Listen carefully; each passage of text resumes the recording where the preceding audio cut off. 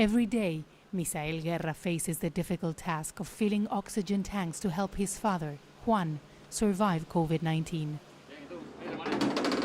Juan is 79 years old and is struggling with coronavirus at home. I don't trust in the government and how they're treating people in the hospitals. Clinics are so expensive that we cannot afford it. The cheapest clinic we found wanted to charge us an initial payment of $3,000 and $1,500 a day, and that's something we cannot pay. Finding oxygen is not easy.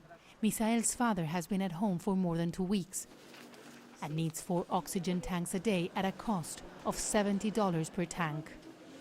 Misael has opened an account in GoFundMe to get financial help.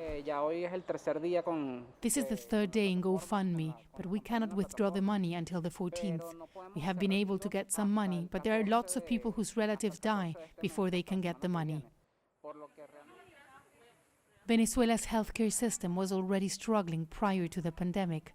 And even though last year the infection rate was relatively low due to the widespread gasoline shortages that restricted vehicle movement, infections have been going up in recent weeks.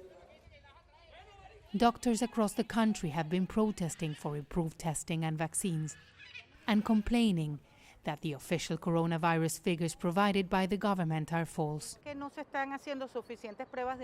They're not carrying out enough testing, and that's why the figures are low.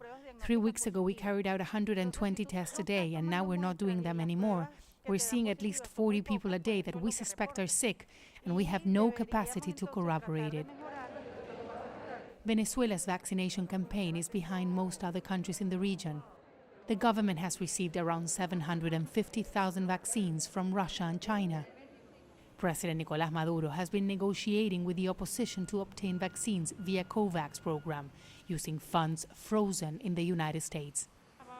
But Maduro has refused the AstraZeneca vaccine, following reports of blood clotting. Most of the world will continue using AstraZeneca in spite of the recent problems.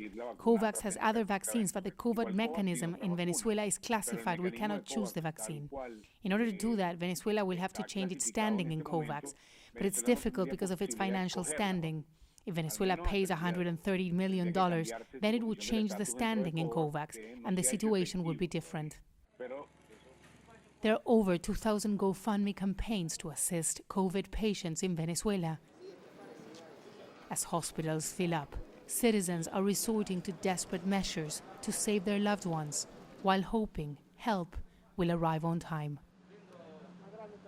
Teresa Bo, Al Jazeera.